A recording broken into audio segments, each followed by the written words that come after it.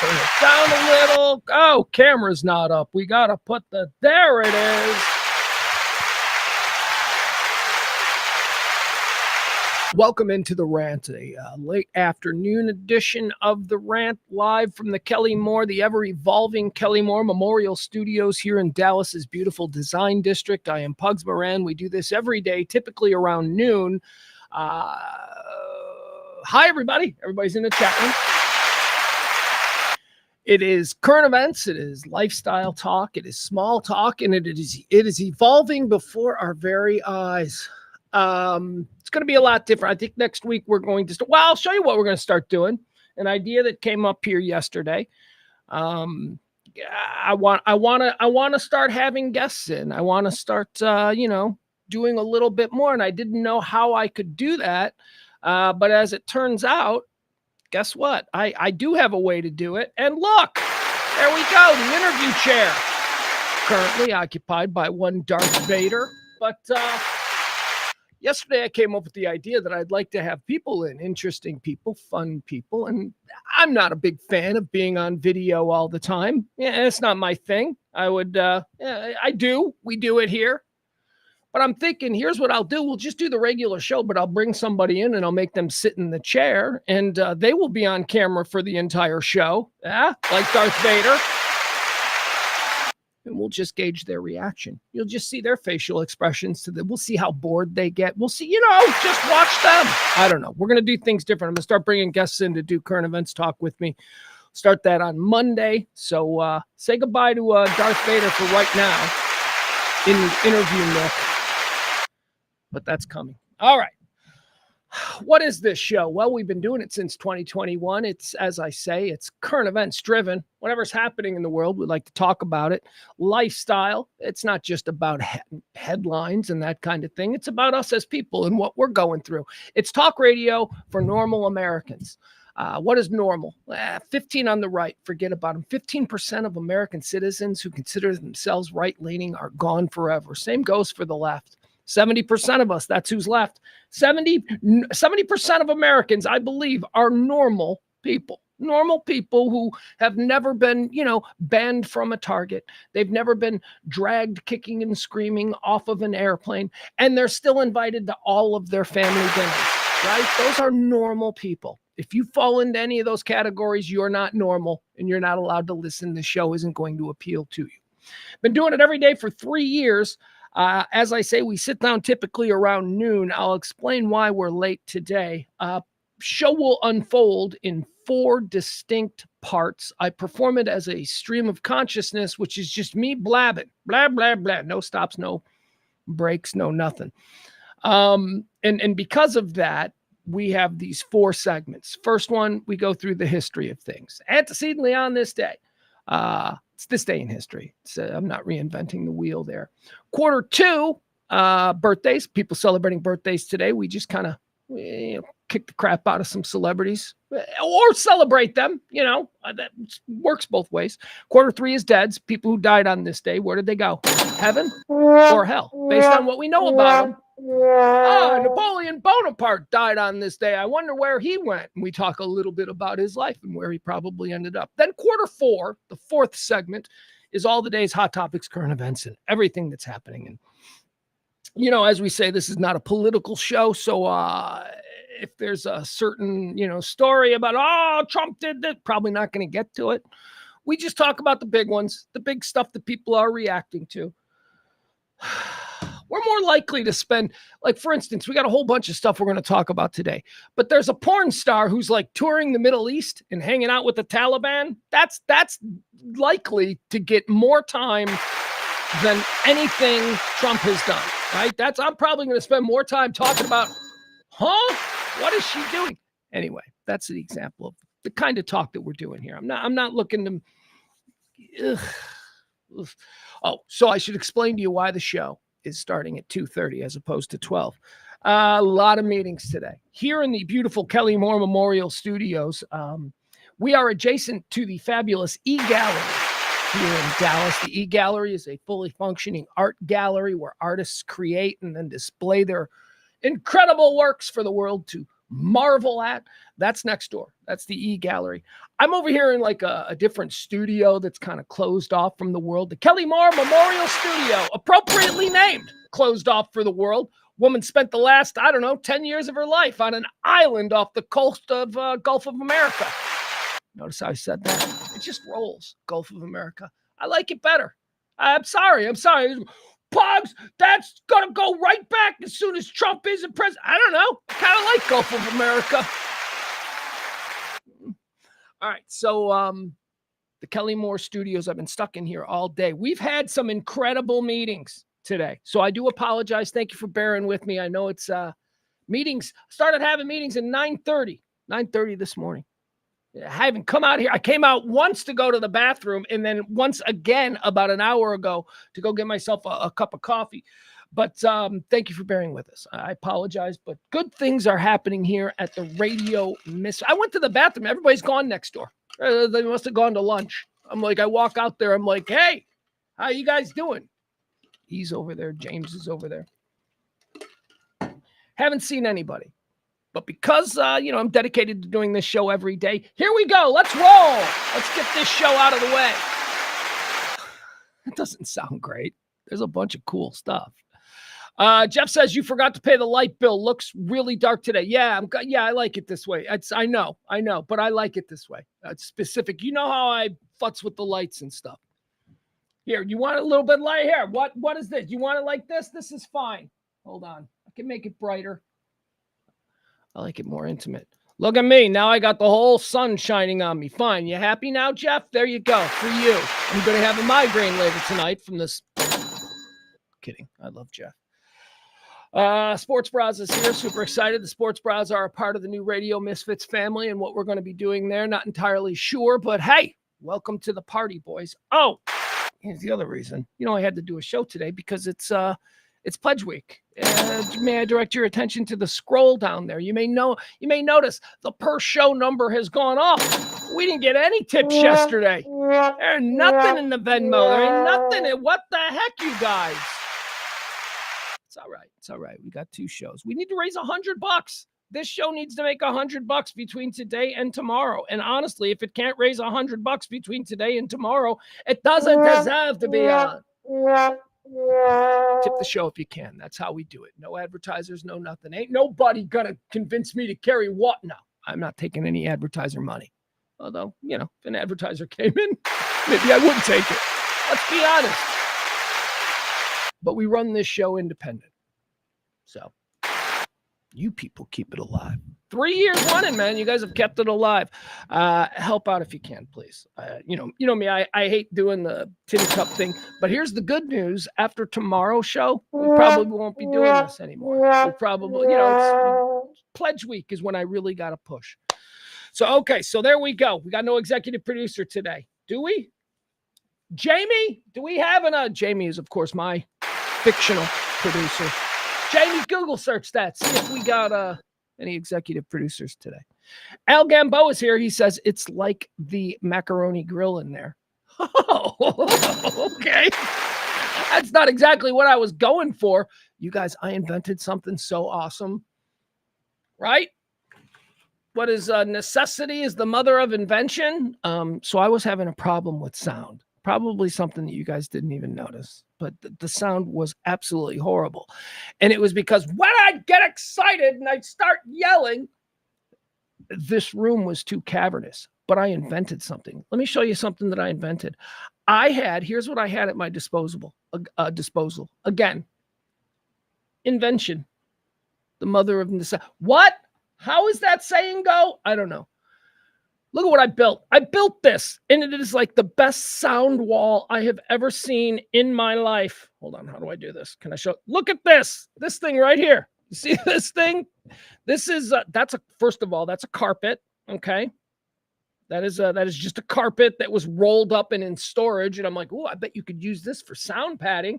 And I created a wall right next to me where I do this, where if I ever get excited, I can yell into the wall and it won't echo. And it's been amazing. I don't know anything about anything, but I know that works. I know that I had a problem and I solved that problem. Let's hear it from me. thin show today. We got 14 people in the chat room right now. It's 2:30.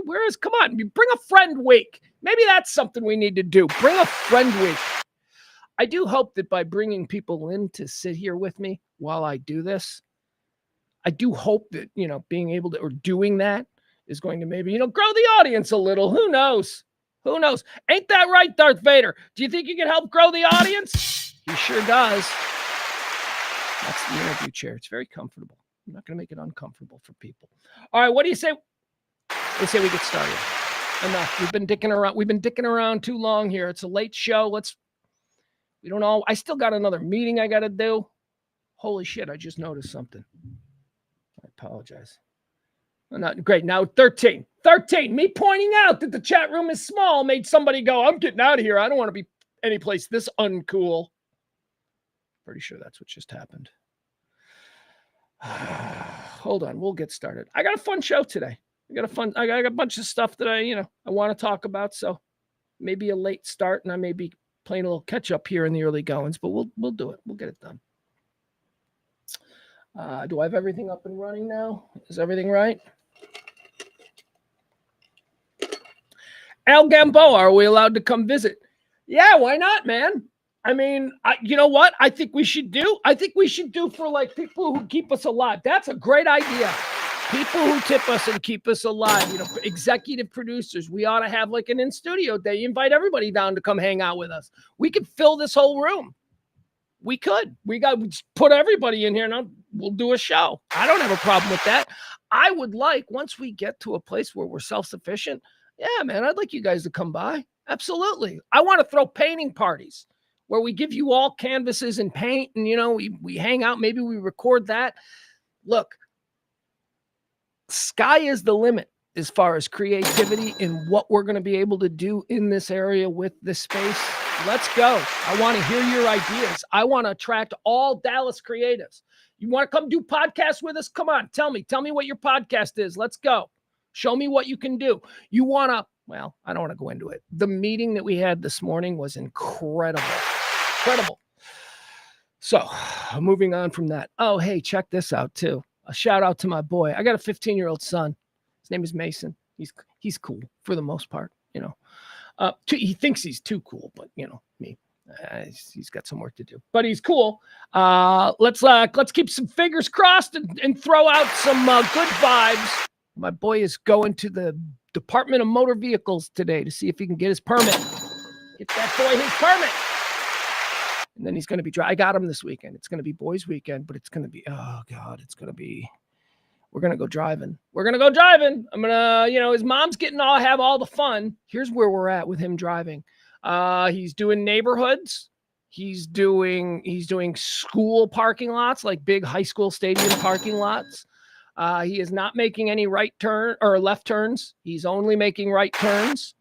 So I think what we're going to do is I think we're going to come down here to the design district this weekend, because the design district is pretty much abandoned on Saturdays and Sundays. Watch there be some big art event going on where it's crazy.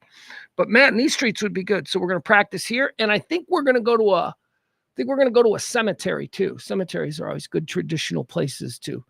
You guys ever have to teach anybody how to drive? Not me. I never had to do that. I don't know. So it's going to be fun. That's our weekend. Boys weekend. Driving. I don't want him drive. Well, actually, can I be honest about my 15-year-old son? He isn't me. Okay. Like me, like if I project, I don't want him driving because, and then I begin to project all of the things that I would have done at 16. I can't do that with him because he is not that. He is way more responsible. He is, the reality of it is that I should probably feel pretty secure, with him driving. But I don't know. I still think I know what I would have done. He doesn't drink. He doesn't. We're going to get into that too. There's a story I want to talk about today about teenagers and how they aren't drinking anymore.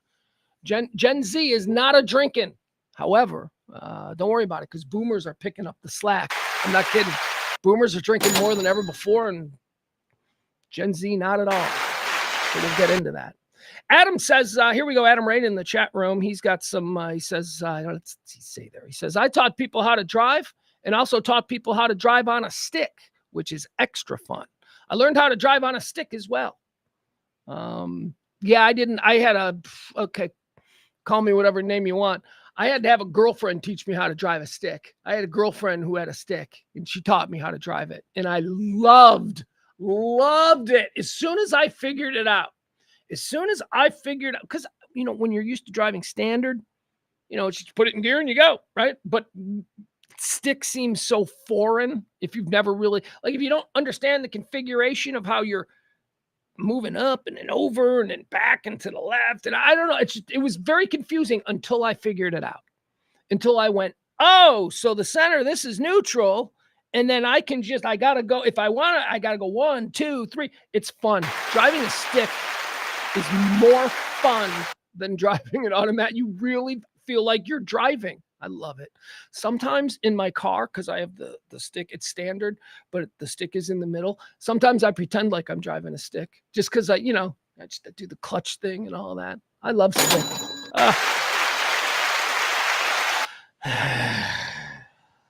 Anyway, going to teach my kid how to drive. Going to be part of the team that is teaching my kid how to drive this weekend. Barney says, my daughter has tried to kill me twice so far. Well, that ain't good. And I'm sure there's a backstory there.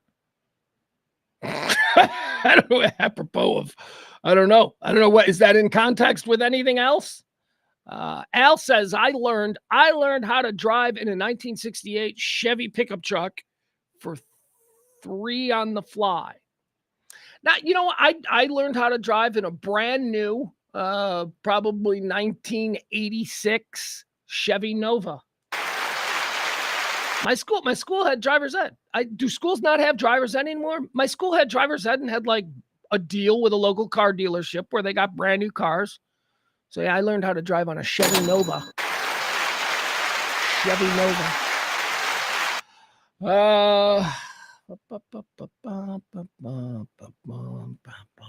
Yep. So that's the big weekend. That's me and the boy and learning how to drive, and no sports to watch, no award shows to get up for. I don't know what's happening this weekend. All right. What do you say we get started with the show? Once again, I do want to remind you, let's do this. Okay. Here. Oh, boy. I got to put this up. I'm wondering if maybe I didn't get any tips yesterday is because I completely forgot for most of the day to put up the tip thing. I hope so. I hope you're encouraged to drop a little something because honestly, we started out so quick this week, and then having a day like yesterday where we got nothing. I mean, I haven't checked. Actually, I haven't left here, so I haven't checked anything since about 9 o'clock this morning. But okay, here we go. Frankie B's in the chat room. Look at Frank.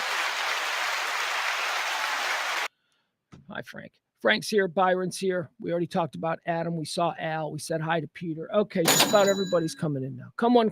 What do you say we get started? Let's do the rant. Welcome in to the rant with me, Pugs Moran, live from the Kelly Moore Memorial Studios in the beautiful E Gallery in Dallas's Design District. It's talk radio for normal Americans. Huzzah! It is the 6th day of the month of March, year of our Lord, 2025. Did you know that there are 65 days already passed in this year, 2025? 66 if it's a leap year. And it ain't. 300 days. That's what I was building to. 300 days. A nice round number till New Year's Eve. So get those New Year's Eve plans started. Okay, let's go. Quarter 1. We call this Antecedently on This Day. These are events that have helped shape our understanding of what this day has represented in the past and how might we take that and apply it to what we can expect in the coming hours.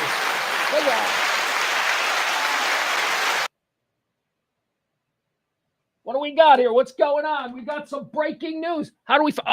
breaking news. Hold on. Jeez. I'm not going to be able to do this. What do we got? What's going on here? How close are we? Hold on.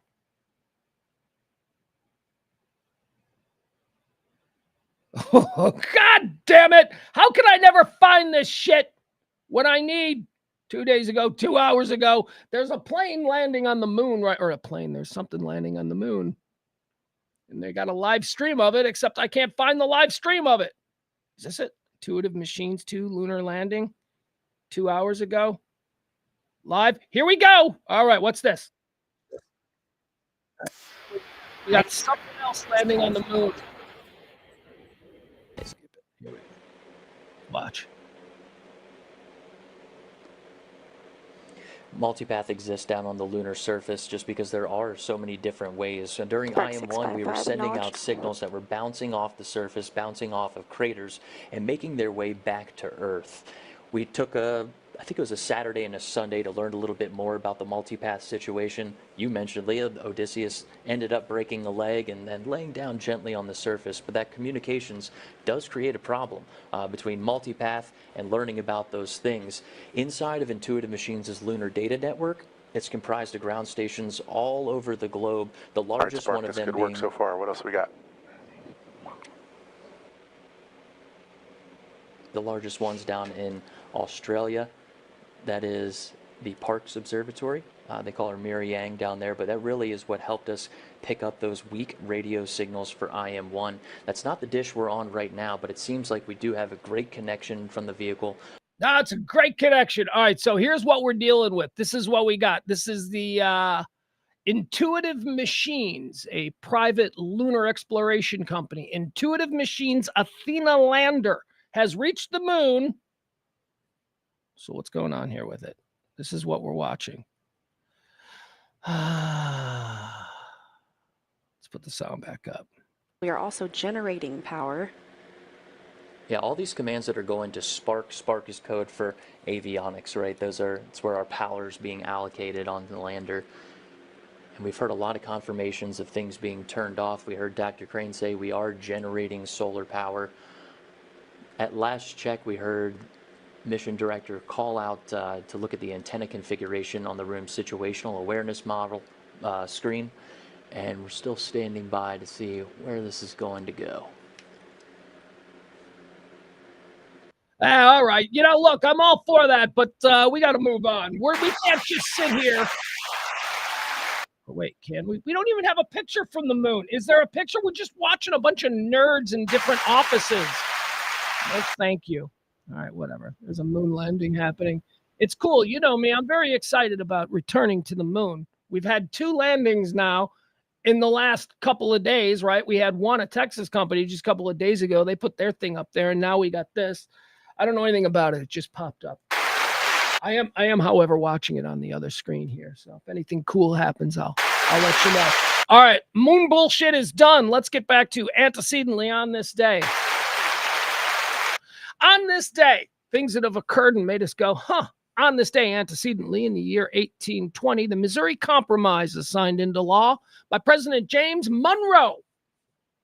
The compromise allows Missouri to enter the Union as a slave state, but also brings Maine into the Union as a free state. Balance. And makes the rest of the northern part of the Louisiana Purchase territory slave-free. The Missouri Compromise. You got to take baby steps to abolishing slavery. The compromise. Imagine being the people who are on the side, historically speaking. Imagine being the people who are like, well, all right, as long as we get to keep our slaves, I'll compromise. I mean, the compromise was for the worst people. People who wanted to enslave their fellow man. Missouri Compromise on this day in 1820. On this day in 1836, here we go a little bit closer to home, Texas Revolution time. Let's talk about the Battle of the Alamo that went down on this day after 13 days. An army of 3,000 Mexicans. The 187 Texas volunteers, including frontiersmen Davy Crockett and Colonel Jim Bowie, defending the Alamo, are killed and the fort is captured. On this, or I don't know. I don't know whose side I'm supposed to be on with that. I don't know. Never seen the movie. The Alamo movies, there's a number of them. They always seem unnecessarily long, like 3 hours and stuff. I don't know. I've been there. Unimpressed. I'm very unimpressed with the Alamo. Put a drive-through in, people will think it's a Taco Bell. Seriously. It's not impressive. Graceland, not impressive. The Alamo, not impressive. Grand Canyon, very impressive. New York City Times Square, very impressive. St. Louis Arch, not even remotely impressive. Moving on. On this day, antecedently in the year 1857, the Supreme Court of the United States ruled 7-2 in the Dred Scott v. Sanford case. That the Constitution, here's what they said, here's what the Supreme Court, overwhelmingly too, wasn't close. The Supreme Court of 1857, 7-2. There were only two people who were, a little bit future-minded. Supreme Court voted 7-2 that black people are, the Constitution doesn't say that the black people are citizens or humans.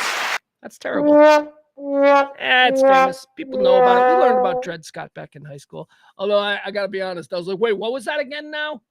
Okay, I had to refresh myself.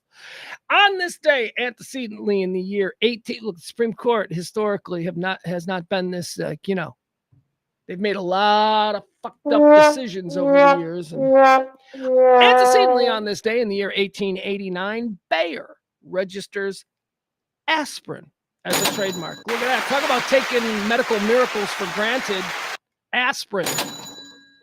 I don't even know what aspirin does necessarily, but it certainly does relieve all kinds of everyday minor aches and pains. I've just recently discovered, probably because I'm old now, but I just recently discovered that for like all kinds of shit, like, I don't know why all of a sudden my right hip hurts, but that's what starts to happen when you get older. Why does my left toenail throb? Shit like that when you get older. Aspirin, man. Take a couple of aspirin every night at 6:00. Good. Thank you, Bear. We take you for granted, Bear, the aspirin people, but it was on this day in 1899, aspirin invented. On this day in 1933, during the Great Depression, it was, the stock market was crashing. And there were run-on banks. So it was on this day that Franklin Delano Roosevelt just whipped out of his back pocket an executive order that said Monday is a banking holiday. Shut all the banks. Couldn't do any banking. Why? Because on Friday at close of bank, people were running the banks. Banks were closing. They were taking all the money out. People didn't understand that, all of your money that you put in the bank isn't just in a room stacked up neatly in a corner. That money is then invested in other things in the community. And when you have a bank run, everybody loses their money. So in order to stop the bank run that had occurred on the Thursday and the Friday during the Wall Street crisis and all that shit that was happening, FDR called a bank holiday. He just said, banks aren't open Monday. Banks aren't up. It was actually brilliant. It was incredibly controversial, but it saved the American banking system. Antecedently on this day in 1951, during the Cold War, the trial of Ethel and Julius Rosenberg begins. Julius and Ethel Rosenberg were executed as spies during the Cold War. A couple of Jews with some ties to Russia. I have my questions about whether or not they actually did it. Julius and Ethel Rosenberg. It's a complicated story, man. On this day in 1953, antecedently speaking, Georgy Melyankov succeeds Joseph Stalin as premier of the Soviet Union and becomes first secretary of the Communist Party of the Soviet Union. We talked about this yesterday. Was the day that it was announced that Stalin died. Now, the stories about what happened in the hours following the death of Stalin have been incredibly satirized in the film, The Death of Stalin, which I encourage everybody to see. It's so funny. But if you saw that movie, you know about this because you remember when Melyankov suddenly became the guy for a couple of days or whatever. It was eventually, Khrushchev was the guy who rose. But yeah, very funny. So it was on this day in the year 1953, the Georgy Melyankov succeeds Joseph Stalin as premier of the Soviet Union. Antecedently on this day in the year 1964, the nation of try it again. On this day in 1964, Nation of Islam leader Elijah Muhammad officially gives boxing champion Cassius Clay the name Tone Loc. No, of course not.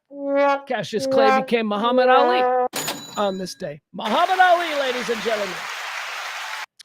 Antecedently on this day in the year 1967, during the Cold War, this is a great propaganda win for the United States.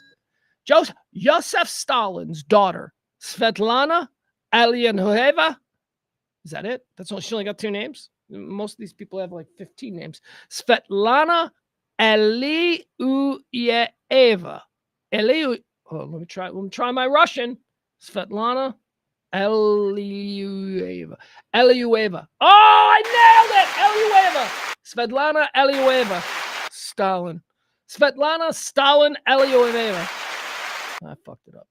She moved to America in 1967. She defected. The daughter of Stalin. Why? Well, they were going to kill her. She was the daughter. They were trying to. There were a lot of Stalin loyalists, and she had some power, so they were going to kill her. They're like, you can't be alive anymore because people think you might be like your dad. So anyway, she came here. Propaganda victory. Cold War. Huzzah! Last one, antecedently on this day in 1975, there's a Zapruder film, which is, of course, the assassination of John F. Kennedy right here, a couple of blocks away at Dealey Plaza. Peek my head out the window. Actually, I'd probably have to go on the roof. If I went on the roof, I could see it, but you know what I'm saying? It was made public. I don't know if you remember that or if we really consider that about the way history works, especially if we weren't around to watch it in real time. But the Zapruder film was taken in 1963. It wasn't shown to the American people until 1975 on this day. So, we all now, when we talk about the Kennedy assassination and theories and all that kind of stuff, we have the luxury of having seen that tape. But people didn't see it until 1975. It was a big deal. All right, there you go. That's going to do it. That's the first quarter of today's 4-quarter exhibition. Antecedently on this day goes away, and now we move effortlessly into birthdays because they say it's their birthday. Oh, I don't know for sure. Born on this day in 1475. Now, I got to be honest with you. I don't consider myself a extraordinarily smart guy. I don't consider myself stupid either. I think that I live somewhere in the middle. Maybe I rely on, logic and reason and all that more than the average Joe. But I am definitely, intellectually speaking, somewhere in the middle. And there is no greater example of that than this. This person is celebrating a birthday today. He was born on this day in 1475. And he's super famous, but I didn't know. Okay, I'm just going to put it to you this way. Until this morning, I thought his name was Michelangelo. That's right. I thought his name was Michelangelo. I thought the dude who painted the Sistine Chapel was a dude. First name, Michael. Last name, Angelo. Guys, I'm a moron. I'm seriously. It makes sense, right? I know it sounds like a little bit too modern of a name for back then, but it's Italy, and I'm like, they were saints. They were Saint Michael. Maybe that was already a name, so I thought Michelangelo. Now, it turns out his name is Michelangelo di Lodovico Buontardio Simoni. That's it. That's his name. Michelangelo is like a name. It's one word. It's not even Michelangelo. I'm a moron. I'm a moron, you guys. Michelangelo. That's going to be from now on, like, if I need a fake name, I'm going to be Michelangelo.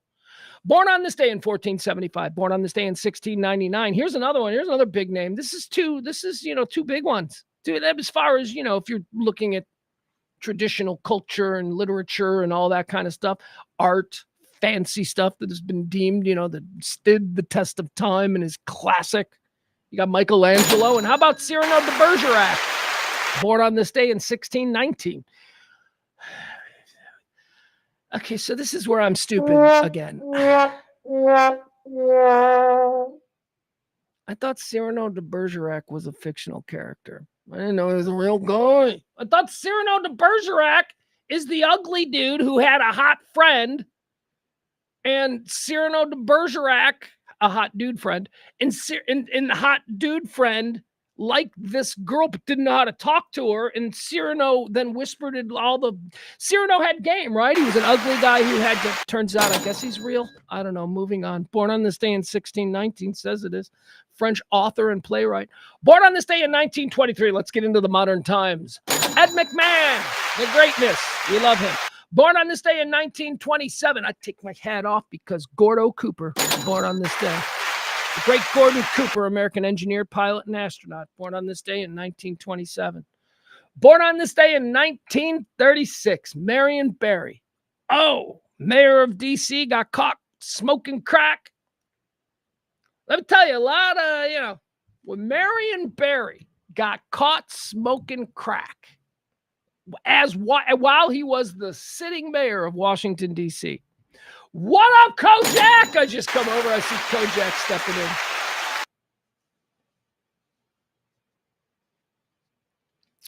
Marion Barry gets caught smoking crack, and we're like, yeah, look at that. Typical. He's not a real I mean, come on, man. You're supposed to be a serious leader, be your mayor of Washington, D.C. You get smoking crack.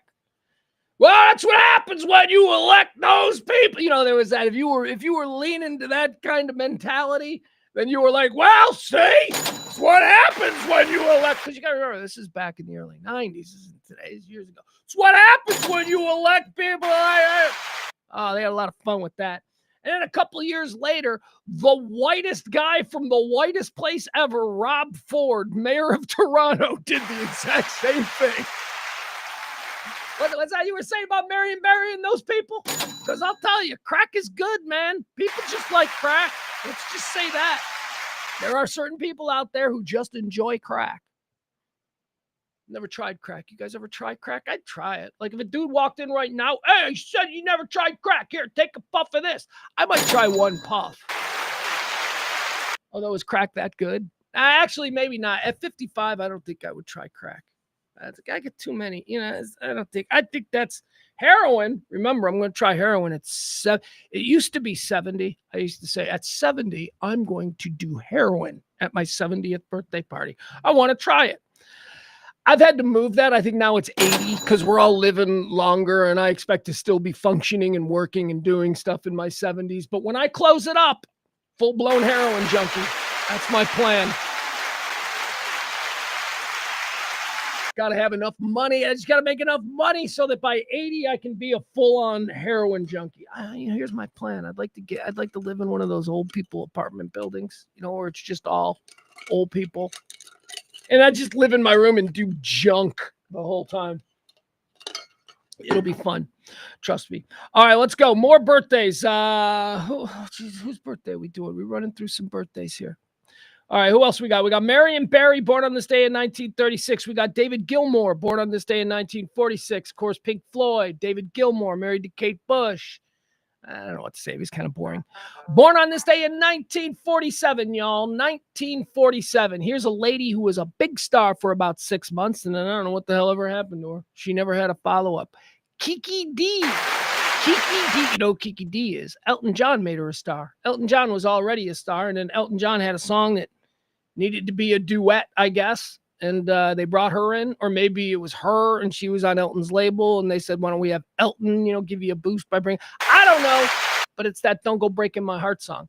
Don't go breaking my heart. Kiki D, born on this day in 1947. I don't think she ever did anything else. Born on this day in 1959. Happy birthday, Tom Arnold.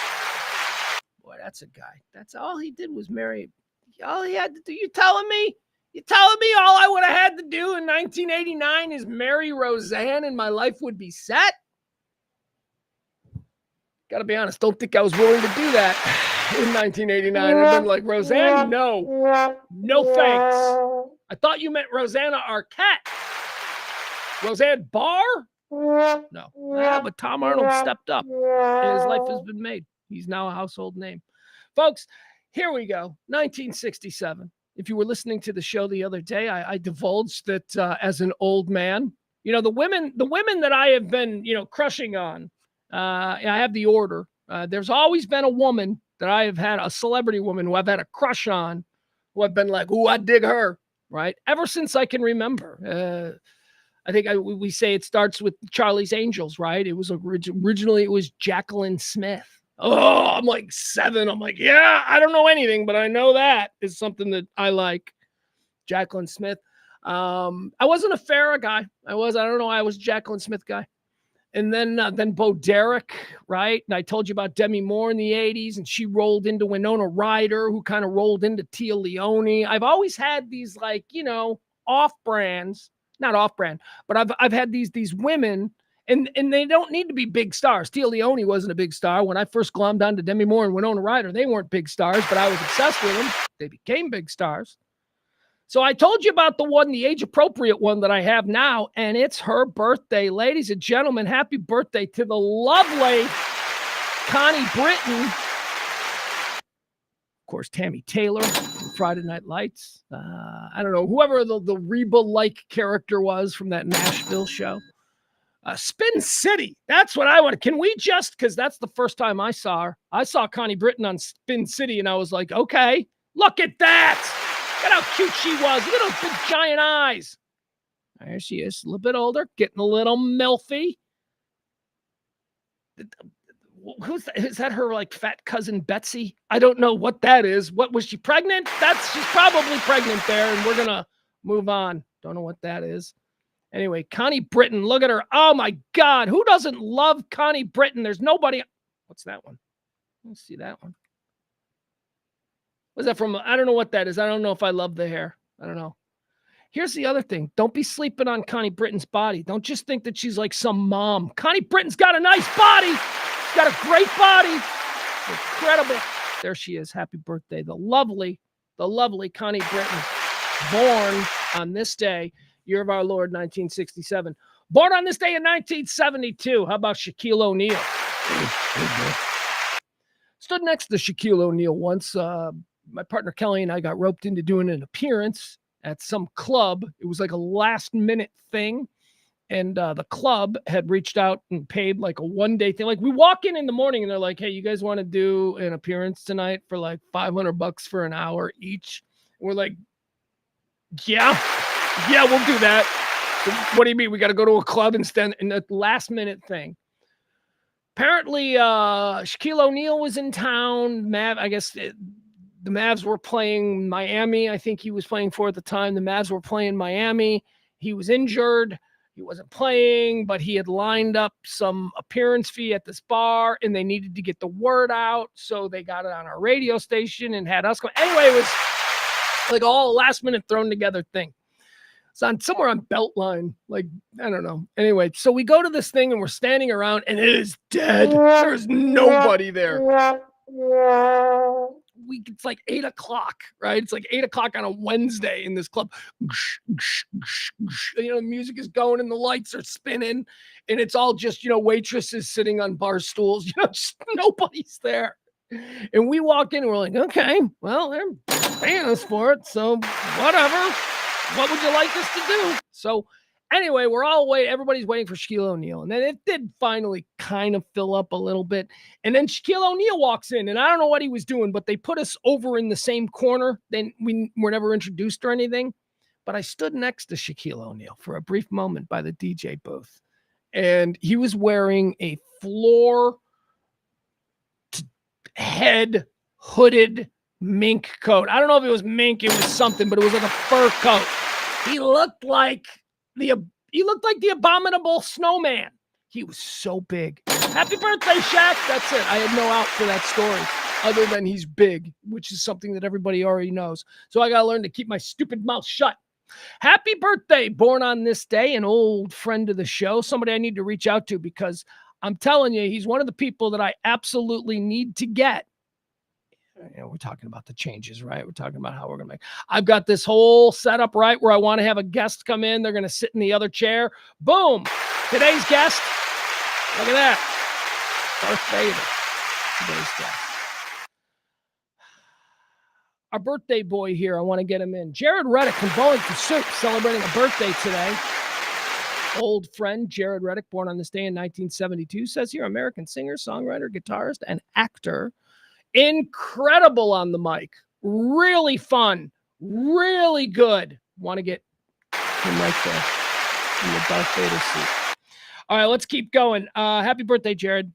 Born on this day in 1972, another local friend Not of the show. I've never met this guy. Although it's weird because he comes from my neighborhood. He comes from the south side of Chicago. He played here in Dallas for a long time. Michael Finley, ladies and gentlemen. Happy birthday to Michael Finley. Born on this day in 1973. Lex Luger, he's a wrestler, born in 91. Happy birthday. And Tyler, the Creator, American rapper, producer, and actor. Don't know who Tyler, the Creator, stupid name. Happy birthday. Also born on this day in 1991. All right, let's go. Let's move on to deads. People who died. Where'd they go? Heaven or hell? Moving along. Dead on this day in 1836. The Alamo people. James Bonham, James Bowie, Davy Crockett, and William Travis are the only ones that I guess. Right? Heaven? Those guys, they were like bad dudes. They did. All right, heaven. Fine. The dudes who defended the Alamo, I'll put them in heaven. Dead on this day in 1836. Dead on this day in 1932. John Philip Sousa. What did he do? Is he the national anthem? Let's go with yeah. A marching band. No. He's marching band shit. He's like, you're a grand old flag. I don't know. He's something that I think I need to put in heaven. John Philip Sousa. Dead on this day in 1932. He goes to heaven. Kirby Puckett. Dead on this day in 2006. Oh, my God. Talk about another one. Southside of Chicago. Minnesota Twins legend. Kirby Puckett. This was unfortunate for him. He's dead. I forget he's dead until I see that he's dead. And then I'm like, oh, Kirby was good. All right, just for baseball people. Kirby's one of the best hitters I ever seen. Kirby Puckett is one of the greatest, most consistent hitters. Talk about him the way we talk about Ted Williams. Talk about him the way you talk about Ichiro or Frank Thomas. Talk about Kirby Puckett. Kirby Puckett was a clutch hitter, man. Kirby Puckett. All right, here's the problem with Kirby Puckett. Kirby Puckett got into some like dirty, sexy, skanky trouble, like doing something. Like, Kirby grabbed my ass. Or, he did something. And it was like shocking because people were like, oh, I thought Kirby Puckett was a good guy. He's a good guy. And, all of a sudden his brand took a hit where he's like, Kirby was accused of, I don't know what it is, but it was some bad shit. And it's like, oh no, let's see how this works out. And then Kirby died. Like of something else. Too close. Kirby Puckett died too close to being scandalized. So that's terrible. Like if he had just lived a lot longer, right? But like one of the last things you remember about Kirby Puckett is that he was somehow scandalized. I don't even know the details. I don't know what he was accused of. But now I think that he needs to go to hell. That's unfortunate because I was a fan. Dead on this day in 2016, former First Lady, two-term First Lady. Not that they get reelected, but you know what I mean. Nancy Reagan, dead on this day in 2016. We have two rules that are kind of conflicting. One is a very well-established rule, and the other one is just kind of one that I always try to adhere to as an example of how we don't blame non-politicians for the actions of their others. Typically, first ladies go to heaven. I will put first ladies in heaven because their husbands absolutely cannot go to heaven. Because I have a rule about politicians in general. They all go to hell. It doesn't matter what they did. Exceptions being maybe Abe Lincoln. So typically I will put first ladies in heaven, no questions asked. But we have another rule about actresses. Actresses go to hell. And Nancy Reagan was an actress. Nancy Davis from Hollywood's golden day. So I don't know. I don't know how we're going to do this. Was she an actress longer than she was first lady? Does being first lady of California count? No, not for me. I'm not from California. I don't give a fuck. Nancy Reagan. Hell. Putting her in hell. Let her go to hell. Let her go to hell with Ronnie. That's how we're doing it. That's it. Ronnie's a politician. Ronnie has to go to hell. They apparently had this incredible love story, right? Let's keep that love story going for all eternity. One more time. It is Pledge Week, folks. Please help support the show in any way you can. Drop a little something. We need to make $100. That's it. Between today and tomorrow. Keep the show going. I want to keep doing these shows. You guys always get us through $100, man. Somebody, please. Somebody who doesn't typically tip, drop a little something today. Thank you. Moving on. I'm going to leave that up just to keep it easy for you. Let's talk about all of the other things that are happening today. All right.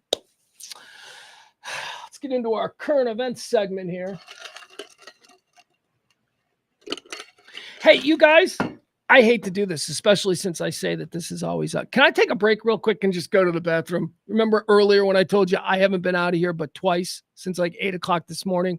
I'm stuck here in my dumbass little, it's not dumbass, the Kelly Moore Memorial Studios. Kelly, that sign's coming too. We're going to get, trust me, there's going to be an awesome tribute to Kelly in here. I got to go to the bathroom. It's the way I roll these days. I'm a grown-ass man, and sometimes I need to pee when it's probably not the best time. So give me a second. Let me run to the bathroom. I'll be right back. You guys enjoy. Or actually, just...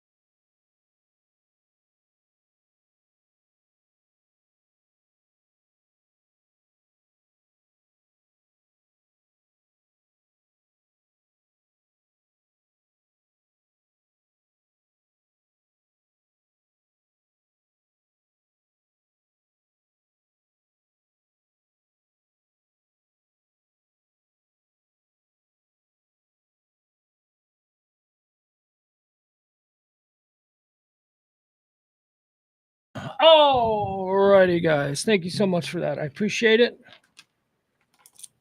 Let's talk about stuff. Barney says, what are we going to say? No break for you. Pee in a bottle. You're not gonna look. I'm not gonna pee in a bottle. I'm going to the bathroom. I'm a grown-ass man, Barney. I'm going to the bathroom when I want to go to the bathroom. I just think it's a nice, social nicety, if you will, that I ask permission. Yeah, I don't need your permission to pee. I'm gonna go pee. If I choose to pee in the bottle, possibly as a viral stunt, I will do that as well. How am I doing on my drink? Al says, Al got some breaking Code Mix information. Y'all may remember Code Mix was an energy drink that I liked and couldn't find anywhere. He says, by the way, Code Mix is available on Amazon. You had mentioned that you were looking for Amazon. It's got to be a store. I'm Gen X, man. I still like to just buy my shit, carry it myself. But I get you. That's good. Code Mix is good. I don't know if it's that good. I don't know if it's like... kind of afraid of Amazon. I know that that's stupid. Everybody in my life uses Amazon for everything except me. I'm like, nah, I'd rather just go to the store. You know, what am I going to do? All right. Thank you, Al. Appreciate that. You guys keep a lookout. Code Mix. It's good. I'm telling you, it's good. It's really good. Adam Reyna, we mentioned Tyler, the Creator. I guess that's his birthday. He says he's seeing old Tyler, the Creator, next Monday at American Airlines Center. That's a big one. He's obviously a big star if he's playing the American Airlines Center. I'm just another indication of how lame my ass is.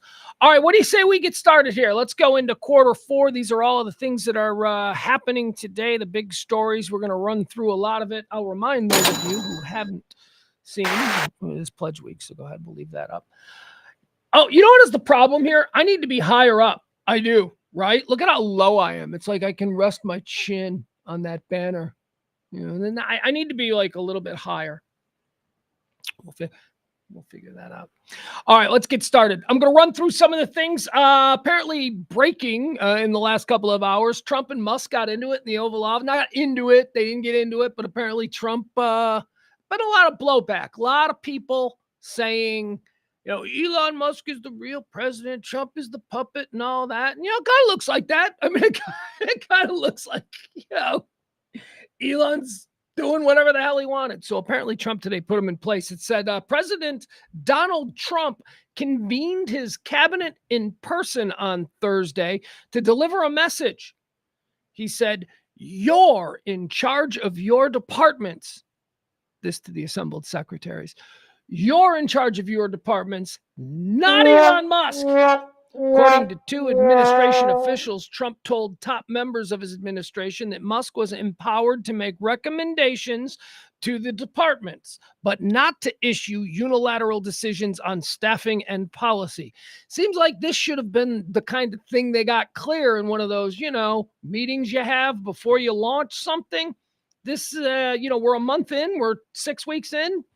These don't seem like 6 weeks in issues that need to be addressed, but okay.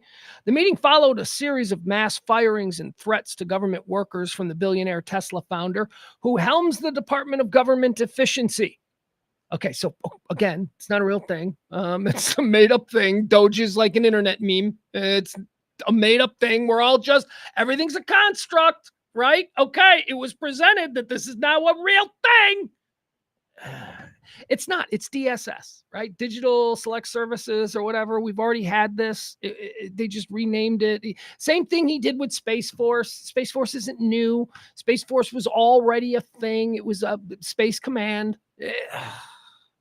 Just rename it, rebrand it, relaunch it, and we're like, yeah, we're doing stuff. Okay, whatever.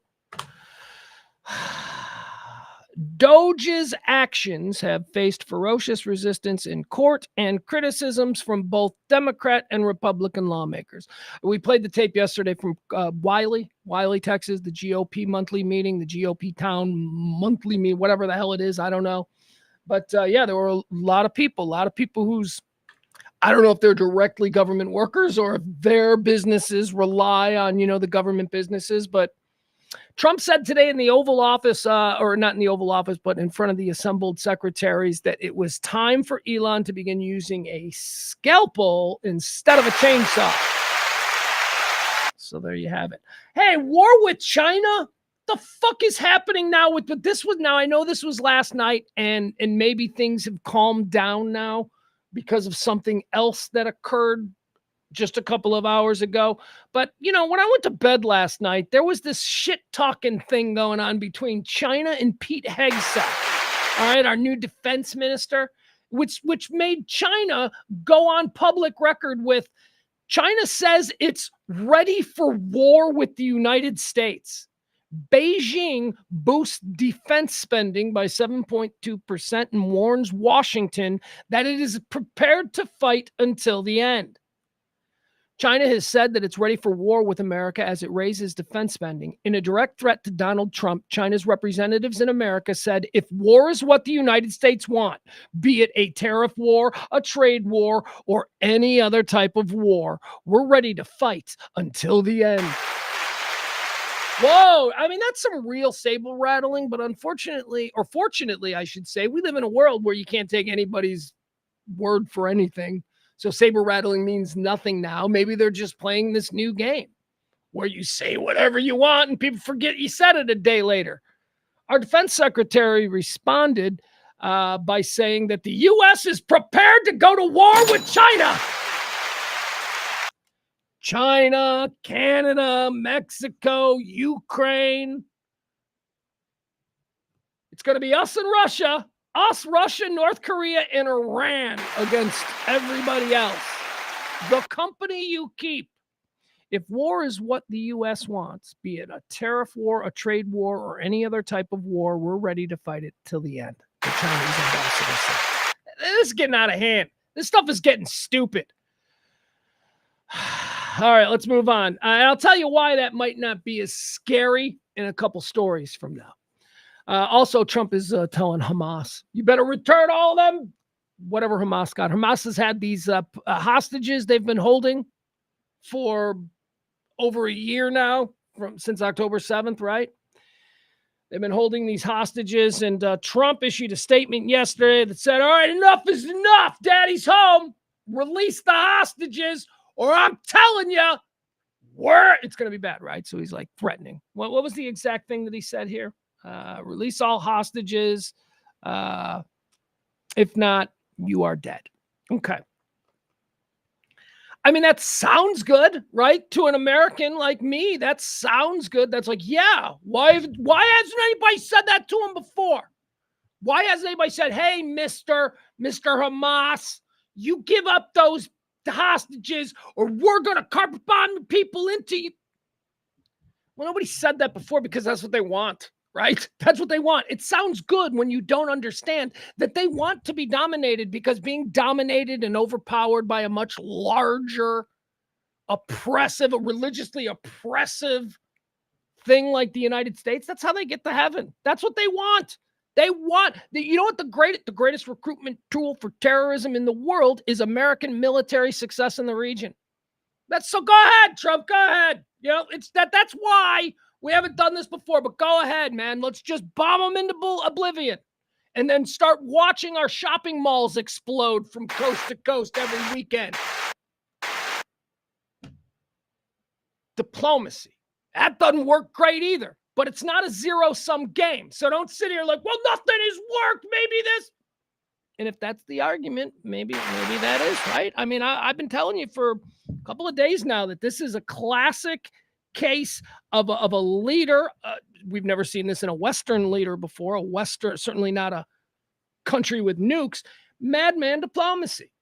You know, it's almost typically the domain of like Central African warlords and like 18th century syphilitic dukes. We've never seen we've never seen a country with our power engage on the world stage using madman diplomacy, but we're seeing it now. So who knows? I could be wrong. I'm just saying it doesn't look good. One of our cities is going to burn. I'm just really worried about which one it's going to be, but we're not all going to get away unscathed. You just can't. Something bad's going to happen. Let's move on. All right, tariffs. Let's talk about tariffs. So the big tariff war, for some reason, we're kicking fucking Canada in the nuts. I don't know why this whole became a thing, but okay, whatever. Apparently our best friend and our closest ally and our buddy across the border. Look, you know what? Who do you want as a neighbor? We couldn't ask for a better fucking neighbor. You just look at Mexico. All the trouble we're having with Mexico, we get none of that with Canada. And yet for some reason, we're fucking with Canada. It sucks, okay? It sucks. It's not cool, but whatever, we're fucking with Canada. Trade war with Canada, tariffs, 25%. Apparently, we've walked that back now. Apparently, 24 hours, 48 hours of the entire world going, that sucks, and the stock market tanking. Now, apparently, the administration's like, yeah, we're not doing that. Remember what we said on Monday? Yeah, we're not. Trump walks back tariffs on a wide range of goods from Mexico and Canada for 1 month. Trump's order said that goods compliant with the North American Free Trade Agreement will not face the 25% tariff, which he put in place Tuesday on Mexican and Canadian imports. So, again, changing your mind after 24 hours, madman diplomacy. You don't know what his next move is going to be. And of course, on his side, the person who's perpetrating that, they're thinking that that's going to be a quick way to get a deal signed, because people, once they hear what they want to hear, they're going to sign that deal and get it over with. And then you can move on. But the problem is that the other side is going to sign a deal with somebody who's like going to change their mind. And what does that deal mean? Which is ironically the whole problem with that meeting that occurred in the Oval Office a week ago between Zelensky and Trump. Zelensky's pushback was, we can't trust a deal with them. I have signed 23 treaties with them. They've gone back on all of them. Maybe that's why people at the highest level don't engage in madman diplomacy, because you need to be serious. People need to take your word, because otherwise people die. People die. Entire civilizations get washed away. Bad decisions from the ruling class. We'll see. Anyway, tariffs, never mind. Canada, you're good. Never mind to the tariffs. Here's another fun one. Trump announced today executive order. Department of Education. See you later. See you later, Department of Education. You know, this is all going to work out according to plan, because, see, the Department of Education and public schools and all that shit, that's really only needed for the poor working class and the poor people. Everybody else is going to be able to send their kids someplace to get a good education, right? That's probably going to happen. But, you know, poor people, oh my God, in the next 20 years, we are going to have the dumbest, most poorly educated generation of poor people. It's just taking all their education away from them. That's what they want. You want an ignorant voting population. You want people who are dumb as fuck, because those kinds of people are easier to manipulate. Come on, W.C. Fields. I was going to quote W.C. Fields, but P.T. Barnum is probably more appropriate. He understood that. Selling suckers and such. So yeah, you know, keep poor people in this country. Keep poor people dumb, uneducated. Keep them drunk. Keep them on drugs. Keep them whatever. And that's the size from what it is that the ruling class is doing. That's it. I mean, it leads to a Hunger Games type scenario within 25 years, but I'm ready for that. I got enough rich friends that they're going to let me live in a garage somewhere, so I'm not really worried about it. But the rest of you, I could be a professional dog walker for some rich guy. Yeah, it'll be fine. He'll let me take care of his dog, because, you know, I'll find my lane. I'll be fine. Department of Education is apparently going away. That's right. Wrap your mind around that. Maybe it's a good thing. Again, I don't know. We're going to have to wait. Not going to have any real opinions on this kind of stuff. Probably June. You know, let's get to June and see how things are shaking out. People voted. People voted. These ideas were not hidden. These are not ideas that are being sprung on the American voting public at the last minute. These were all things that were mentioned. Here we go. Got to give it a chance, I guess. I guess you got to give it a chance. Like I said, meet me here back in June. Maybe I'll have some opinions on this stuff. But right now, it's just looking very chaotic and extremely, extremely sudden. Who cares? State of Florida. What is this? I didn't read this story, so let's read this together, but it concerns the Tate brothers. You know those guys. Florida's Attorney General opens criminal probe into the Tate brothers. I remember the Tate brothers. It's Tate brothers. Christian Tate getting all kinds of, like, you know, association fame. This is about the brother, Andrew Tate. Andrew Tate is an influencer. He's a real plague to anybody who has a teen boy, especially. He should be put down. Yeah, I mean, look, I'm okay if we're gonna have like this billionaire class. If one of them wants to assemble a hit team where we can people that don't really contribute anything to anyone. And that's kind of what Andrew Tate is.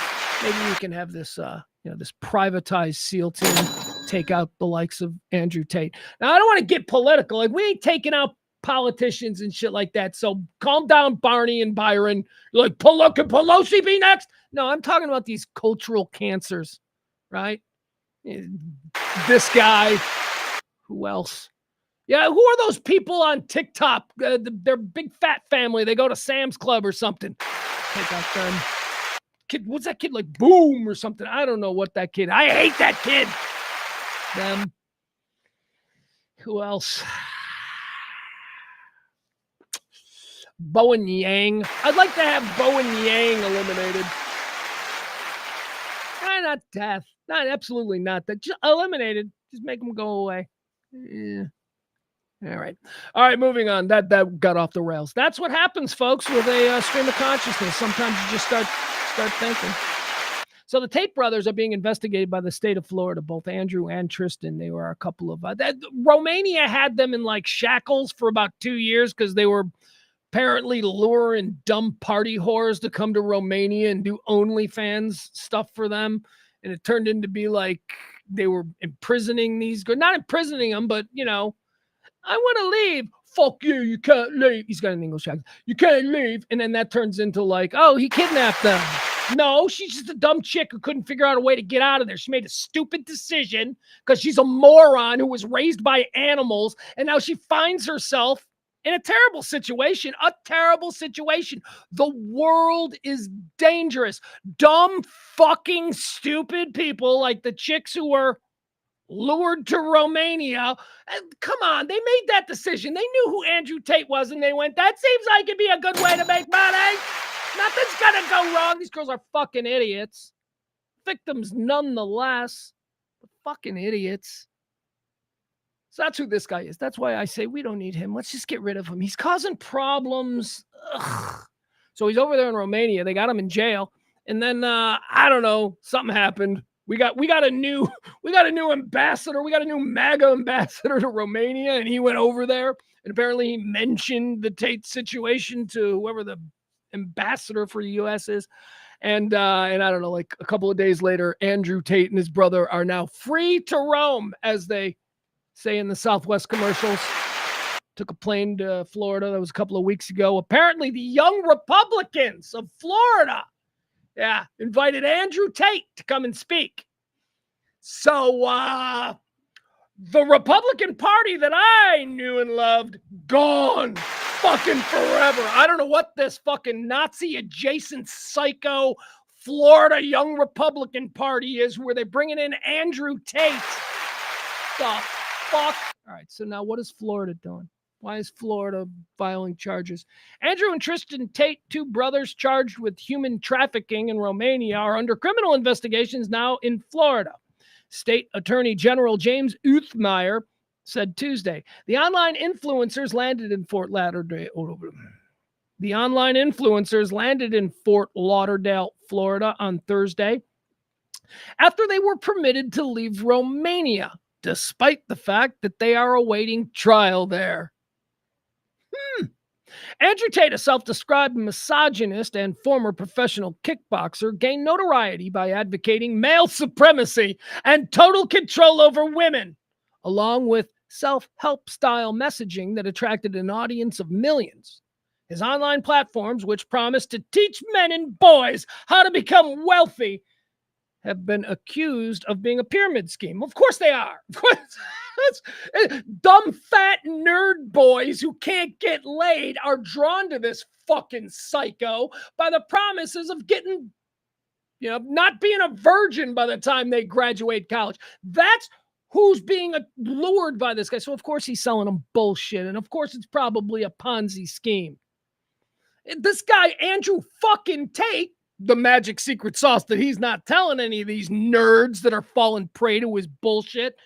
The secret sauce is that Andrew Tate's a good-looking guy with game who chicks want to fuck naturally, okay? That's how he scores dumb fucking party whores, because he looks good. You fat kid in your basement who's never been laid, who's giving your mom's credit card to this fucking ghoul, you're being duped. All right, now back to Andrew Tate. He and his younger brother, Tristan, dual U.S. and British nationals, were arrested in 2022 on suspicion of trafficking women in Romania. They have denied, again, trafficking. I mean, yeah, on paper, you could probably charge them with that. But again, let's be honest with what this is. Very well-known Andrew Tate goes online, finds girls that are like, I would really like to meet you, because dumb fucking chicks also sometimes happen to be hot little whores. Okay, so these girls, he's like, hey, why don't you come to Romania? And they come to Romania. He's like, you know what you should do to earn your keep? You can live here. And they're like, okay, I want to live here because I'm a stupid, dumb whore with no future. So they live there. And he's like, why don't you earn your keep by doing OnlyFans? And then they start doing these porn things from Romania. And then they want to leave. And he's like, well, you can't leave yet because you still owe me money. And that's the level of kidnapping, right? It's not, they were walking down the street after their shift at Chili's and a van pulled up and they got pulled into the car and no one's seen them since. Like, this is a brand of kidnapping, a brand of trafficking that is a little bit different than, again, the shipping container with 40 dead Chinese girls in San Francisco. A little different. Still fucking gross. He's a piece of shit. But it's a little bit different than that. He still shouldn't be traveling, but, you know, hey, here he comes, coming to Florida because he's got permission to speak to the Florida Young Republicans. The state of Florida now brings us back to this story. The state of Florida. He and his brother, Tristan, dual U.S. nationals, were arrested on suspicion of trafficking women in Romania. Meyer, the Attorney General of Florida, said Tuesday on social media that he had directed his office to work with law enforcement on a preliminary inquiry into the two men.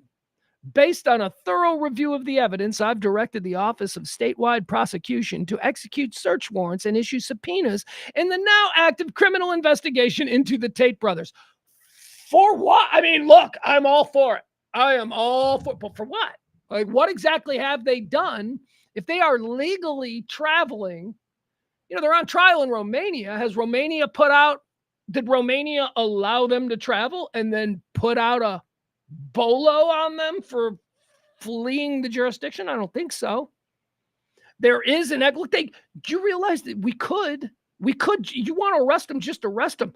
There is an active warrant for their arrest in the United Kingdom. They can't go to the United Kingdom. They can't go home to London.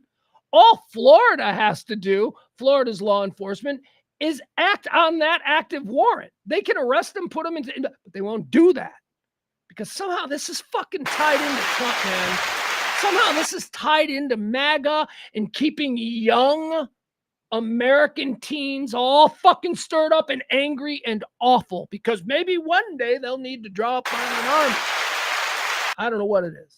But that's why Florida's not doing it. DeSantis is already crossing streams against Trump simply by saying these people are not welcomed here, right? That's, you know, maybe a check in DeSantis's corner, file, line, column. Let's go with column. This is fucked up. These people should not be welcome. They should not be allowed to leave Romania. But again, if they really are serious, no, they're not serious though. See, because remember, I am opening an investigation about possible crime. Just arrest them. Act on the warrant out of the UK. You can do that. I mean, our federal government is like the FBI and stuff like those are the ones who would typically, you know, our Marshal Service, they are the ones that would typically act on international warrants, but they ain't gonna do it. No. Florida can. Florida wants to arrest them.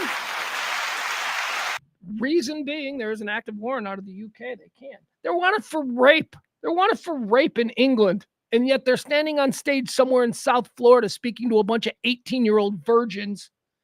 All right, I'm done. I honestly, this is a subject that has really got me. I hate this fucking guy.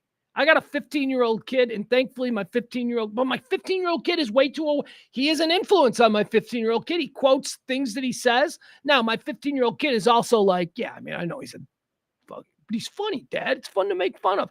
I don't know if that's what he's doing. I'm fine with it. But I don't like how important this guy is to a young generation of men. She's going to fuck us up even more. Just creating an entire army of young, fuckless assholes. The good thing is that they are all at their core fucking pussies. So bring that army on. One fucking punch to the face. I promise you, they'll be like, Hey, you want to see some democratic nonsense? Okay, so I'm a great believer in the concept that for us to never truly fall into the realm of dictatorships, as so many will tell you, we are basically a fascist dictatorship in this point. I don't know if we're there yet. But I'll tell you one way that we will get there, and that is without,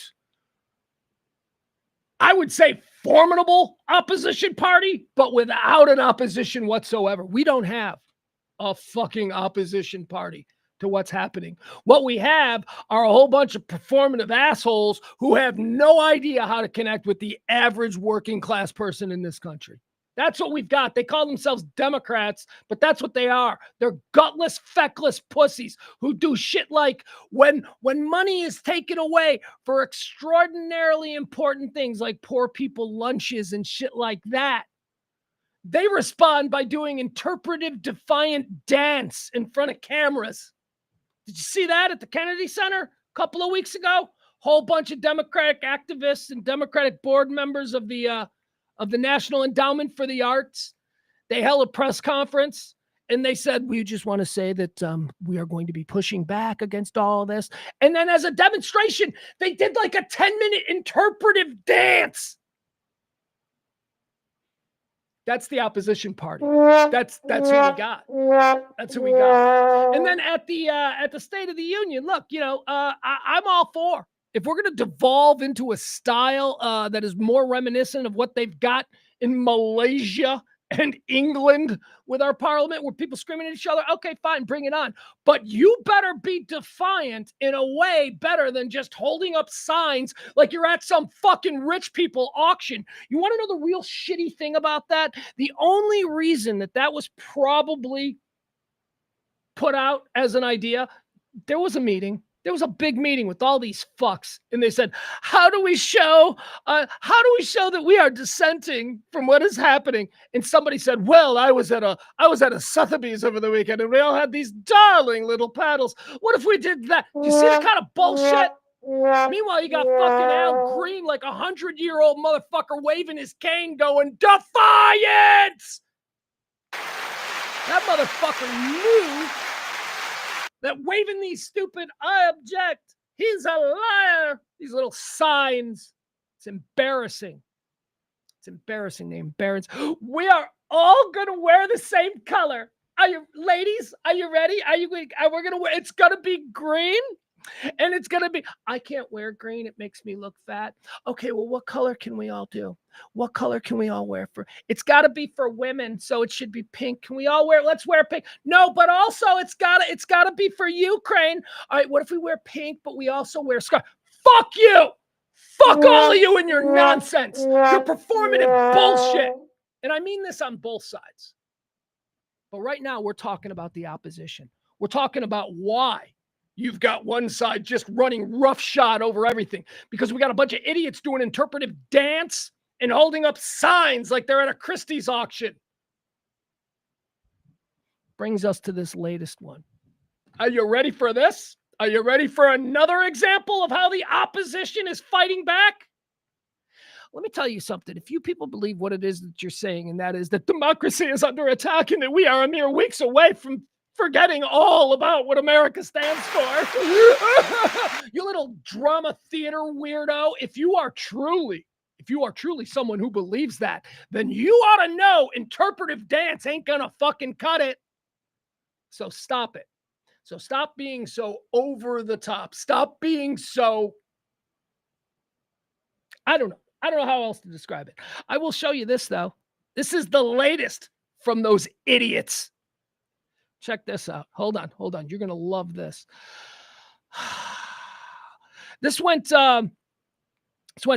Oh, is this a TikTok? Oh, God. Oh, yeah, they're trying to appeal to younger people. Shit. Hold on.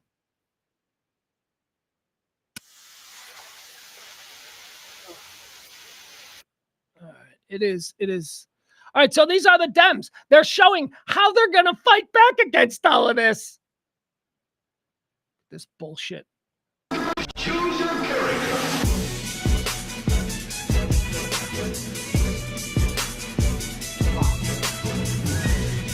Oh, look at these dorks. Look at these dorks. It's engine-inducing. Yeah, you're very fucking serious. Now go yell at some black guy who you don't recognize from your apartment complex, you bunch of feckless Karens. Choose your fighters, because we're going to fight for you. See how funny we are? Young people, you're going to... I'm done. I'm fucking done with these people. You know who I'm with? Rahm motherfucking Emanuel. Anybody catch him on Real Time with Bill Maher?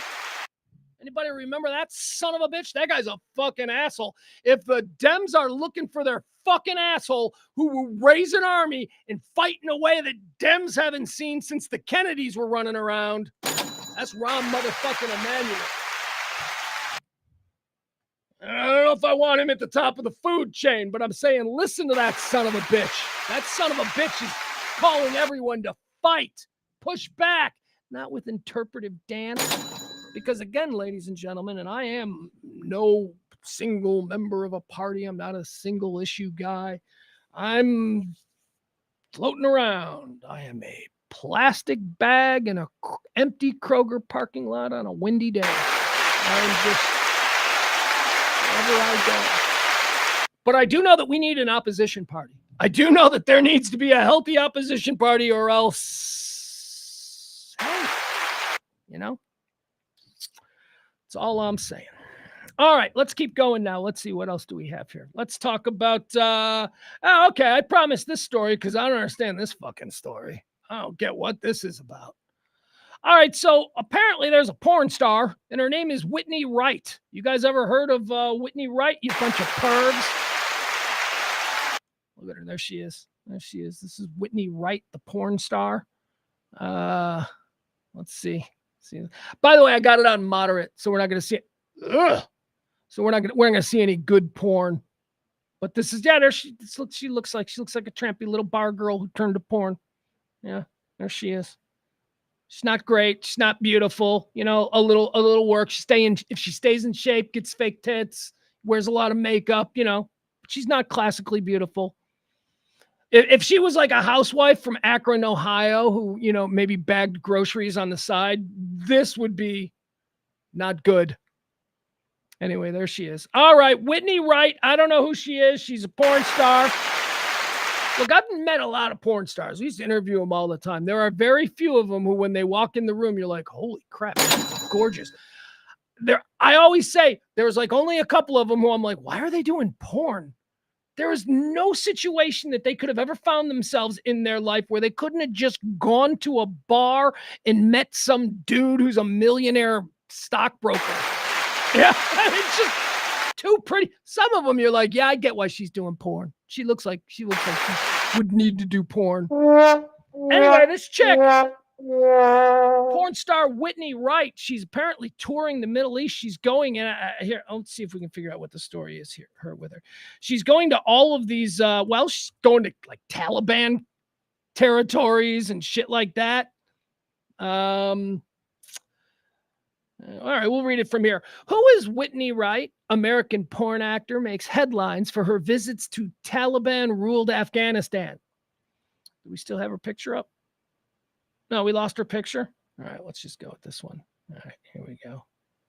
All right, here we go. There she is. Look at her. Apparently, she's covering up. Oh, that's not bad. That's it. She looks actually walking around. She looks pretty good there. I grade porn stars on a pretty rough edge. Kid, who's the prettiest porn star?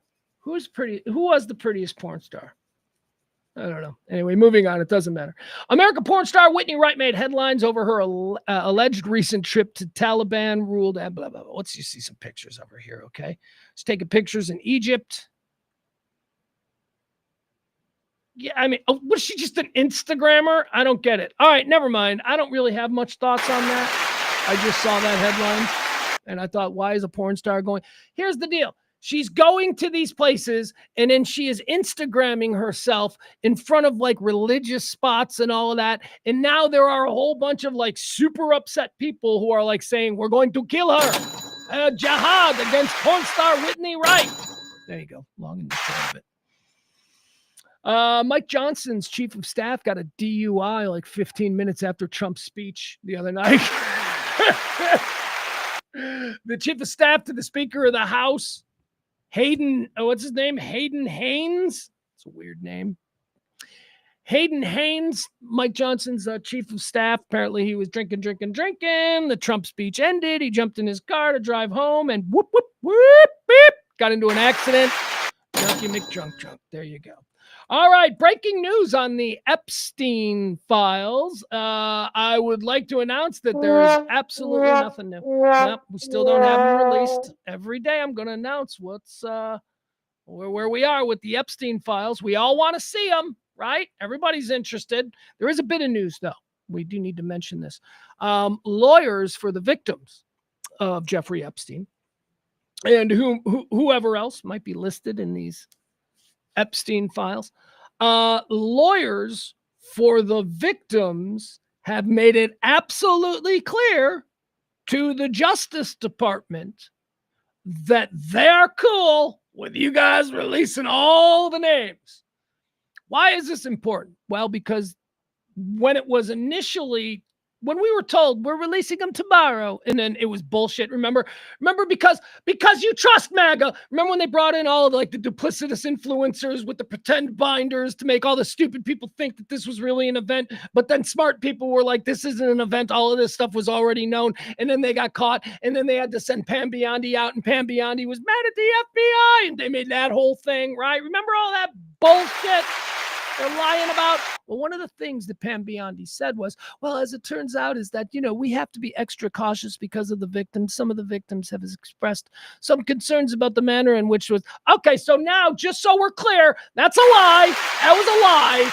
It's a bullshit because the lawyers are saying, no, the whole time we've been saying, go ahead, release them. We want these people exposed.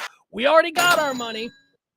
The Virginia Jeffrey lawyers and all of that kind of stuff. We got our money. We got no problem. Virginia and the other victims are actually pretty stoked that some of these names might be made public. So Pam Biondi, Attorney General, shut the fuck up, okay? People just lie about everything, and you people are like, we're getting them! The Epstein files. Epstein victims' lawyers pressures the Trump administration to cut the hype and reveal all. Cut the bullshit, right? The victims are like, cut the bullshit, release it. Let's go. Gotta make sure there's people. Gotta make sure there can't be some deal. There are names on this list that the Trump administration is now negotiating with to see what kind of leverage they can get from these people. That's what's happening. These are gangsters. Some of you know they're gangsters, and you voted full well for having gangsters in the White House. But that's what's happening. That's what's happening. They're not releasing it because, wow, these are the names. Hey, we should get that guy in here because we can muscle him with this information. You want to be taken off the list? Maybe you make a $10 million, whatever. It's how this stuff works. I trust nothing. I trust nothing about this list. It's all bullshit. Remember, I'm only going to trust if Trump's name is on there, which it absolutely won't. There won't be any. There's like fucking 50 pictures of him and Epstein clowning together. They're obviously friends. Epstein lived in Mar-a-Lago. He's got a house on the same fucking street in the Mar-a-Lago Country Club or whatever. But no, Trump's name ain't going to be on there anyway. Even though his name is on the flight records multiple times. We've already seen that. But as far as like, these name won't be there. So I won't even know whether to trust that or not. And you know what? God love him. If his name doesn't belong there, then it shouldn't be there. But I can't imagine that it wouldn't be there. Same goes for Clinton. Clinton's name better be there. I've seen too many pictures of Bill Clinton with Jeffrey Epstein. His name better be on there, and it will be. But again, if his name is there, Bill Clinton, but Trump's isn't, I'm like, well, that's fucking bullshit. I can't trust that Bill Clinton's name really belongs there. As I keep saying, it's like the guy who like owns the First National Bank of Salt Lake City. whose name's going to appear on there. And it's going to be, yeah, that's a real one. That's a real one. Because they're gonna fuck a lot of people. They're gonna name a lot of people who are not famous, whose lives are gonna be ruined by this. They're gonna do that just to keep it looking authentic. But as far as the celebrities go, man, you know what? Just keep your fucking Tom Hanks, Steven Spielberg bullshit, okay? Just we ain't getting any list. They're just all going to protect each other, man. This is a cabal of 1%ers. They're all going to protect themselves, and they're going to keep dangling a carrot that's going to keep us, the stupids, the great stupids as they see us. They're going to keep us going, but come on. They said in 2 weeks. 2 weeks, just long enough to make the average person completely lose interest and totally forget. It's a trick. It's a psychological trick. 2 weeks. Anybody who tells you, yeah, oh my God, yeah, I'm working on it. We're about 2 weeks out. 2 weeks is when if they say 2 weeks, they're lying. Same as, what does every cop know? You pull somebody over and you say, have you been drinking? And their answer is, couple of beers. They've been drinking like 10 beers, okay? Couple of beers.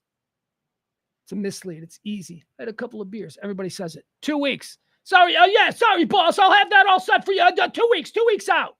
And 2 weeks come and we forgot about it. 2 weeks is just long enough to forget there was a deadline. Mm-hmm. Hey, here's a weird one.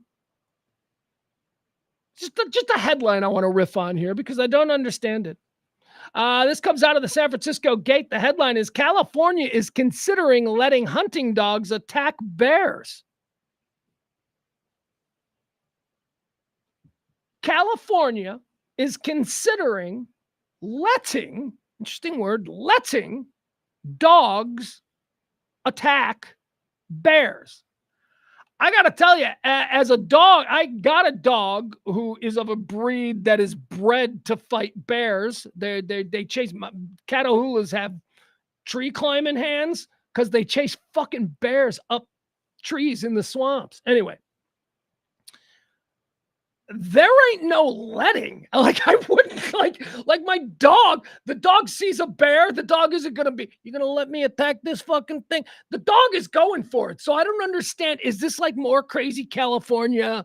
There is no, well, I guess after the fact, you know, you might be some cleanup if your dog killed a bear and then the bear was like, you can't just kill a bear. It's like, oh, now you owe the state. I don't know. I know the bear doesn't need permission to attack my dog. That bear isn't going to be like, hey, what is the legal status of me fucking that dog up? California is considering letting hunting dogs attack bears. A bill proposed in California legislature by Assembly member Heather Hadwick seeks to make it legal for hunters to sick trained hounds on bears, reversing a state law that currently prohibits hounding, the practice of using dogs to chase bears and hunt them. All right. I see now it's making a little bit more sense.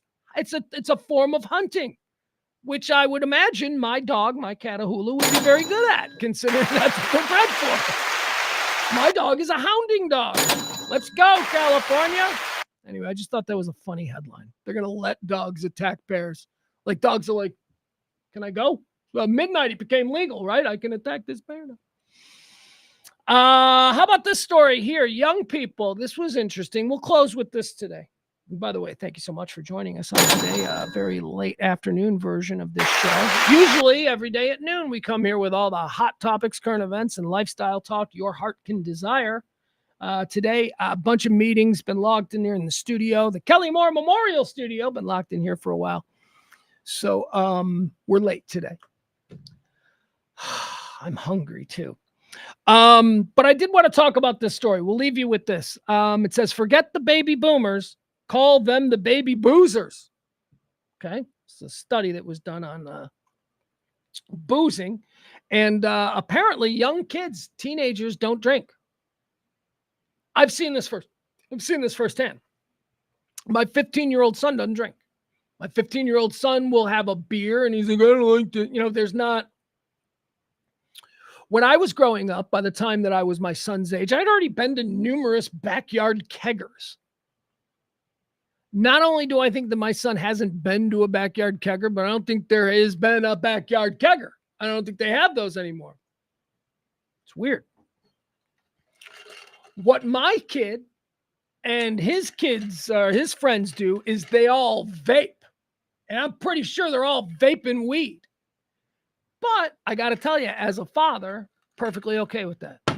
If the trade-off in 2025 is a bunch of kids sitting at a party getting high on the couch playing video games, if it's that versus, my generation, which was power drinking, let's fight, let's get in the car and go for sausage sandwiches, that thing. Dude, I'll take a bunch of well-behaved teenagers just getting a little stoned and sitting on the couch. I mean, I've witnessed it. I mean, I have these my son and I have a really good connection, right? A reputation. He's not going to lie to me about this stuff. And I can see how that would be because, these vape things are available everywhere. You go to there's a vape store everywhere. There's a vape store in every corner. You walk on in. Now, I don't know if they're allowed to buy anybody 18, but hey, everybody's got an 18-year-old friend who they can give $50 to or $20 to. I don't even know. And they'll walk in and they'll get one of these legal THCA Delta 8 pens, right? And then all of a sudden, all the kids are walking around getting high legally. It's a loophole. Some people don't understand. Yes, marijuana is illegal in this state, but hemp isn't. And THC, THCA, Delta 8, all of those things are right there in hemp. You can smoke them. And trust me, there are companies that are like, so that's what kids are doing. They're not drinking as much. I think that's probably good. It says the kids these days aren't drinking as much as they used to. They're doing sober dating and alcohol-free game nights and whatever zebra striping is. I don't know what that is. But you know who is still boozing it up? Their parents and grandparents. While the media has been chattering about Gen Z and millennials scaling back on alcohol, many of us have missed the older generations, seem to be out here bucking this trend. Many baby boomers are turning into baby boozers. They're hitting retirement. They have savings to spend, and they're enjoying a little life victory lap, accompanied by a glass of wine or 2 or 3 or 4.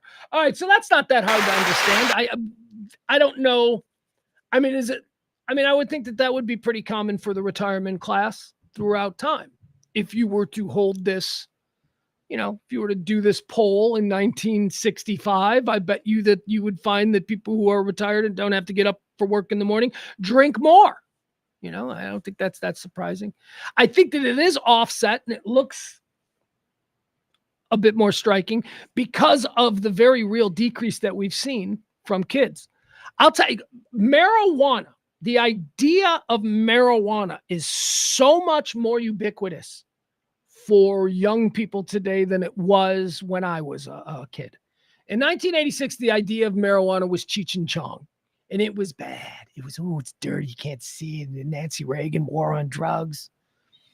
We didn't have every other song be about a different kind of weed like you have in hip hop.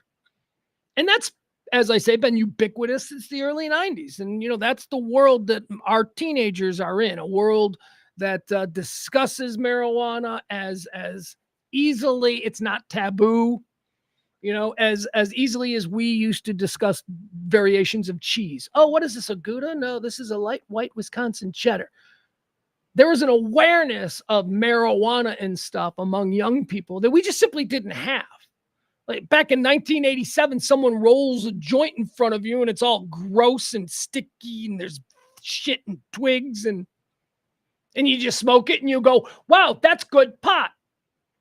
But the average 16-year-old will say things like, is this an indica or a sativa? What is the branch here that this is taken from?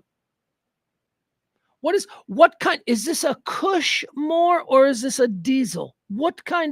See what I mean? There is just more of an awareness, more of an appreciation, more of a connoisseurship. So, it would make sense that teenagers are now smoking weed more than they ever were, even, and they're drinking booze less. Why? Because drinking booze sucks. I mean, this is evolution, I guess. This is people over time finally realizing that waking up on Sunday morning with cotton mouth, a fucking headache, that sucks. Drinking alcohol sucks. It drives out your organs. It fucking awful. So now we got a generation that realizes that a couple of puffs on a vape, not even damaging your lungs with, carbon, like you're smoking it. You're just hitting it with a vape. Although we don't know. There might be real problems with vaping too. Let's just let a couple of years pass before we take a solid look at that study. But a couple of puffs on a vape and suddenly you are giggling with your friends and you're really liking the music you're listening. I mean, come on, I can totally see how that would be preferred. To let's do 10 beers really quick because we got here late. No, take a puff, sit down, boom, you're all caught up. I can see how that would be. And as a father, way more comfortable with that. People on alcohol makes people violent. Alcohol makes people angry. Alcohol makes people, do stupid things because, I'll show them. I'm going to climb up on this roof. That's what alcohol does. Weed doesn't do that. Weed might make you want to play the same song 3 times in a row. Hey, anybody mind if I play that song again? I mean, you'll be that guy at the party. But you ain't the guy climbing up on the roof because you think you can make it into the pool from the roof. I can make it. I'm going to jump. That's booze. Okay? So as a father, I'm far more comfortable with the whole weed thing. And I think it was unavoidable anyway. So you can't fight it. As I say, the cultural impact of marijuana is much different, much more pervasive, ubiquitous. There you go, that word again. Than certainly what it was when I was a kid. Certainly more than in the 90s or in the 80s. All right, guys, that's going to do it. I think we're out of show for today. I do appreciate you coming and hanging out. Once again, I do want to remind you that we did not get any tips yesterday. That was not a good day. So we got set behind. We needed to make $100 between today and the end of the show tomorrow. I don't know that we made anything today. I'm afraid I'm going to go look at the phone and maybe some good things occurred, but $100 is all we need. So if you support lifestyle talk, not political, just normal people getting together every single day and talking, chopping it up, if you will, drop a little something in either the Cash App or the Venmo. It would truly, truly be appreciated. We'll be back tomorrow at noon. Normal noon show, okay? And thank you so much, dudes. I didn't know when we were going to get on today. At first, I thought maybe 12:30, then 1, and then it turned into what, 2:30 or something? So you hung with me. It's good to see you all here. I love you. Back tomorrow at noon. Like, follow, subscribe. I still don't have a sign-off. Don't be a dick to anybody. There you go. How's that? Is that too aggressive for my sign off? All right, we're out of here from the Kelly Moore Memorial Studios. We are Radio Misfits, Dallas, Texas, from the E-Gallery in the Dallas's beautiful design district. Don't be a dick to anybody. I don't like how that works. That doesn't work. I don't know. We'll work on it. Love you guys.